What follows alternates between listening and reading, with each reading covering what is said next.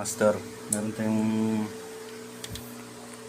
may isi-share tayong natuklasan, bagong tuklas na problema ito. Pagka ganito yung nakukuha nyo sa IPM IC mga master, ito yan o, normal reading yung IPM UVW. Yan, ito yung negative, dapat 900 yan, tama yan.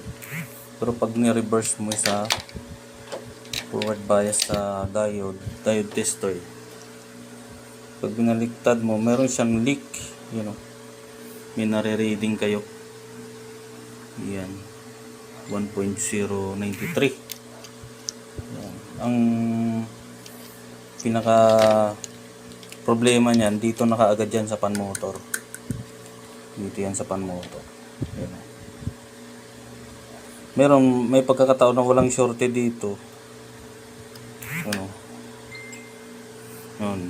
Good naman yung Zener diode nyo dito sa 15 volts. Pero dito, wala na. Yan o. Yan. Short na. Short na yung IC nya. Yan. Kaya pag may reading dito, dito ka agad kayo pumunta. Nandito yung pinaka problema nya. Kailangan magpalit kayo ng IPM ng pan motor. Wala dito sa IPM ng compressor. Buo itong IPM ng compressor. Ang pinaka problema niya ito na. Ito. Yan, kasi ito tinanggal ko na rin to. Pareho din to sila yung kaso eh. Meron siyang reverse reading dito sa forward bias ng IPM ng compressor.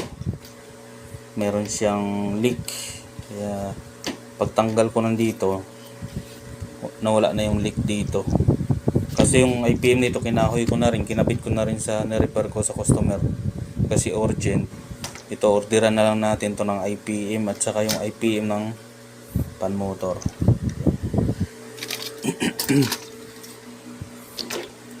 Pagka meron kayong na-encounter na ganung problema na may leak sa IPM, ito yung kompleto pa. Yan. I-share na natin ito para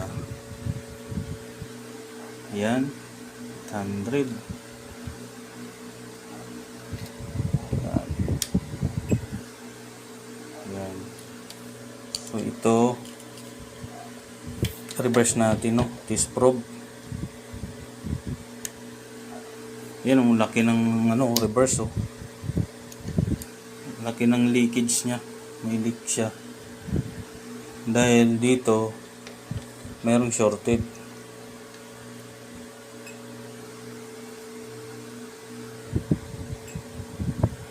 Mayroong shorted siya dito naman yung shorted niya.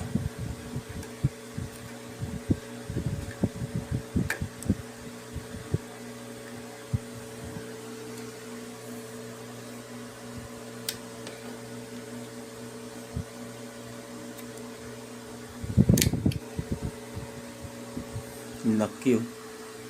1.4. So dito yung shorted niya sa pan motor. I-check natin dito kung saan banda.